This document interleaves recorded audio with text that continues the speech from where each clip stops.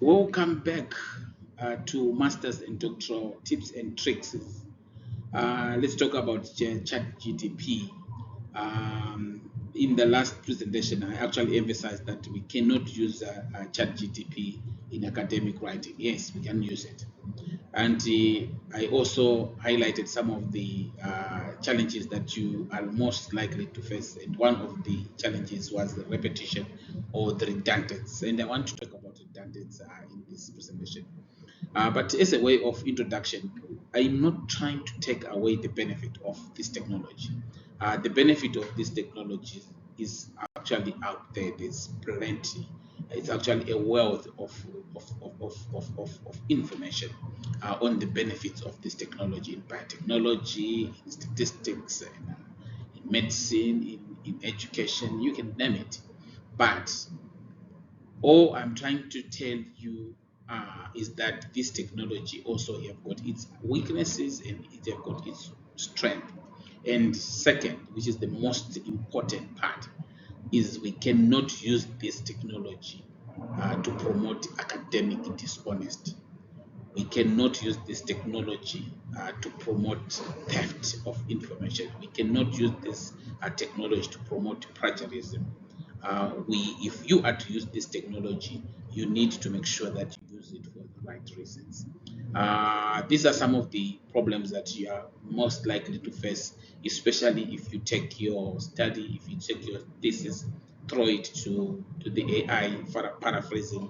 When you have finished, you are more likely to end up having a lot of logistic errors, content errors, a lot of grammatical errors, swapping of information, and also when you are using the GTI, the GT technology, the issue of originality is one of the biggest challenge that you are most likely going to face, especially if you are doing your PhD, because one of the most important thing that lecturers or the examiners are going to look into your document is the originality of your work. Yes, I went on to GTP. I typed critical discuss the causes of cancer in South Africa, and I told the machine to use a PA referencing list. And as you can see, it actually told me that it was not going to be able to use a PA style in the essay.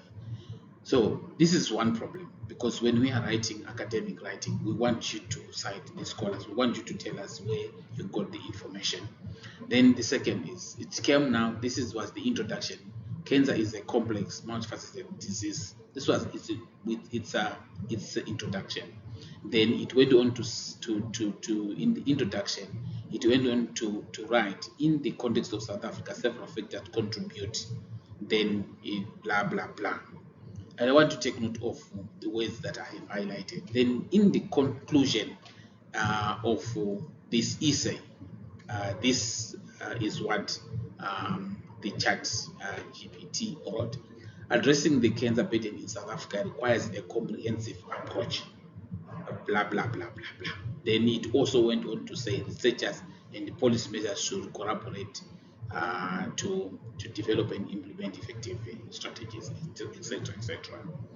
Then what I simply did, I went on to type again the same sentence, same sentence, critical discuss the causes of cancer. Then I just changed the word cancer and I put diabetes in South Africa, and the rest remain the same. And in the introduction of that essay, GTPT, it repeated this word, in the context of South Africa, several factors contribute to. Then it only changed the high prevalence of diabetes. Then in the conclusion, exactly, it repeated these same words or the sentences addressing the diabetic, only changing diabetic epidemic in South Africa. You requires a comprehensive, but the rest is just the same. Then it also went on to write, to repeat also researchers and policymakers. And if you had seen the layout, it's actually an identical layout. It's actually the same layout. There's no difference in that layout. I also went on to asking the GTP about its weaknesses, and one of the weakness that it has highlighted. Actually, it's actually two. It was the content errors and the logic errors. So it's actually very important for you to and to know that the chat GTP, it actually acknowledges and it actually knows its weaknesses in academic writing. So it's very important. I know most students are using this technology and they will go out there to defend it because they want they want the university to accept the technology. But anyway, for wrong reasons, most of them they just want to cheat the examinations, and most of them they want to use it to write their assignments and to write thesis and dissertation. And unfortunately, we cannot promote an academic dishonesty. Use this technology for good reasons. Use this technology to gain some insight on on what's happening, some insight on topics. Use this technology to help you locate some articles, to locate some databases, to interpret those findings that are much complex that you can't understand. The technology can do that for you, especially in statistics. If you want to use this technology to interpret statistical findings, this technology is actually it's actually very good. Use it to write codes. I know we are busy. Most of people, you write your own codes in R, you write your own codes in Python. Use it to write those codes. It is actually a very good technology to do that. But for academic dishonesty, we actually condone that behavior.